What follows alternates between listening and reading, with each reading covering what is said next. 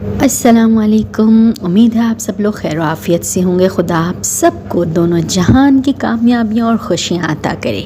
आज कुछ एक अजीब इत्तेफाक हुआ है और आज हम आपके सामने लेकर आ रहे हैं मुख्तसर मगर पुरअसर बात में शेख सादी की हिकायत को।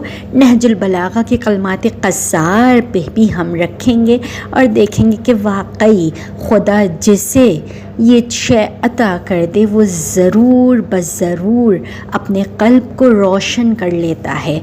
और यकीनन शेख सादी ने अगर कोई नसीहत करी है तो उससे पहले हमें कलमात क़सार अमीरुल मोमिनीन में भी बिल्कुल इसी अंदाज से और बहुत ही खूबसूरती से मुख्तसर पुरअसर बात में ये चीज़ मिलेगी।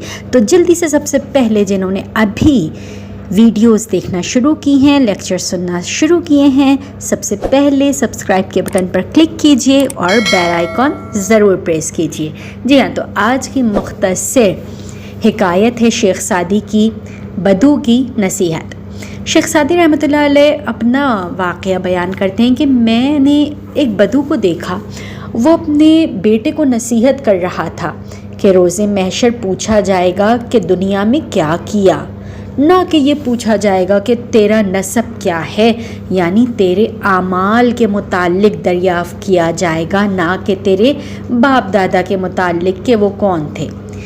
यहाँ पर ही रुककर हम आ जाते हैं नहजुल बलागा पर। नहजुल बलागा के कलमात क़सार हिकमत नंबर 22 में, हिकमत नंबर 22 में अमीरुल मोमिनीन मौला मुत्तक़ियान अलैहिस्सलाम फरमाते हैं, मन अब्तअ बिही अमलुहु लम युसरि बिही नसबुहु, जिसे उसके आमाल पीछे हटा दें उसे हसब व नसब आगे नहीं बढ़ा सकता। यहाँ पर अमीरुल मोमिनीन भी यही कह रहे हैं कि आमाल आगे बढ़ाएंगे तो आगे बढ़ोगे, हसब व नसब तुम्हारे काम नहीं आएगा। और यहाँ पर शेख सादी भी बिल्कुल यही कह रहे हैं कि रोज़े क़यामत तेरा नसब नहीं पूछा जाएगा बल्कि तेरे आमाल के मुताल्लिक दरियाफ़्त किया जाएगा। और बिल्कुल आगे कहते हैं कि खाने काबा के ग़ुलाम को रेशमी कपड़ा होने की वजह से नहीं चूमा जाता बल्कि इसलिए चूमा जाता है कि वो कुछ अरसा इज़्ज़त वाले घर के साथ रहा है, इसलिए मुअज़्ज़ज़ हो गया है।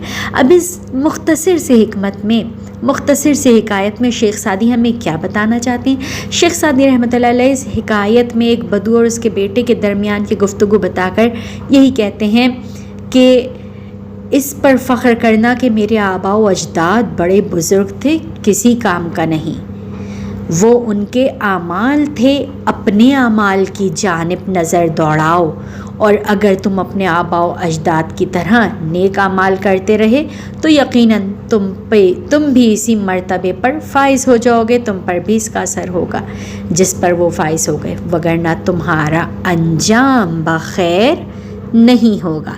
हमें ज़रूर बताइएगा आपको ये मुख्तसर से हिकायत कैसी लगी, कमेंट्स ज़रूर करें हमें और बताइए कि हिकायत कैसी लग रही हैं।